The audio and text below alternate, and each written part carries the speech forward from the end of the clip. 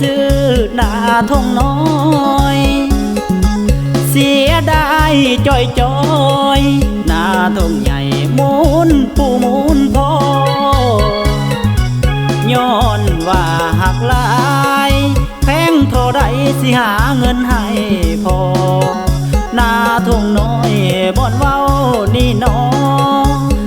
เหตุใดทั้งฝนทั้งแรงสิหักสิแพงสิเบิ้งสิแยงแต่หน้าทงน้อยหลายคนคงหูเต็มร้อยว่าหน้าทงน้อยน้ำบ่มีแห้งคันเฮ็ดสินค้าบอกได้เลยว่าได้ราคาแพงยามเฮ็ดจนน้ำออกแกงเฮ็ดหน้าแซงหน้าปียังได้คันหน้าจนบักใหญ่มีหญ้าคุ้มไว้คักแท้น้อนางก็เข้าสูงยาวอาดลาดบ่เลือกพันเข้าขอเพียงเฮ็ดได้หน้าน้อยทงนี้ขายดีกว่าอื่นๆใดผู้ชายสิไปอยู่ไสต้องมีหน้าทงน้อยเฮียงข้างเฮ็ดแล้วมีแหงเฮ็ดยามแลงกลางคืนแห้งคักโลกนี้หลายคนคงหักมักเสียงเพลงเสียงห้องเสียงทางยามแรงงมหอยตามเจนาเอามากินแรงกินแล้วนอนพักเอาแห้งบ้านคันนาสาวนาทงใหญ่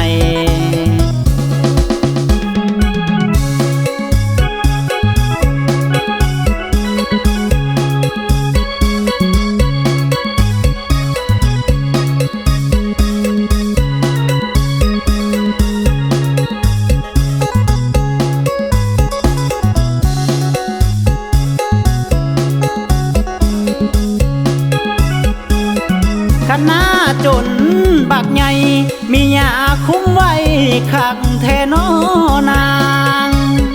ก็เข้าสูงยาวอาดลาดบ่เลือกพันเข้าขอเพียงเฮ็ดได้หน้าน้อยทงนี้ขายดีกว่าอื่นๆใดผู้ชายสิไปอยู่ไสต้องมีหน้าทงน้อยเฮียงข้างเฮ็ดแล้วมีแหงเฮ็ดยามแลงกลางคืนแห้งคักโลกนี้หลายคนคงหักมักเสียงเพลงเสียงห้องเสียงทาง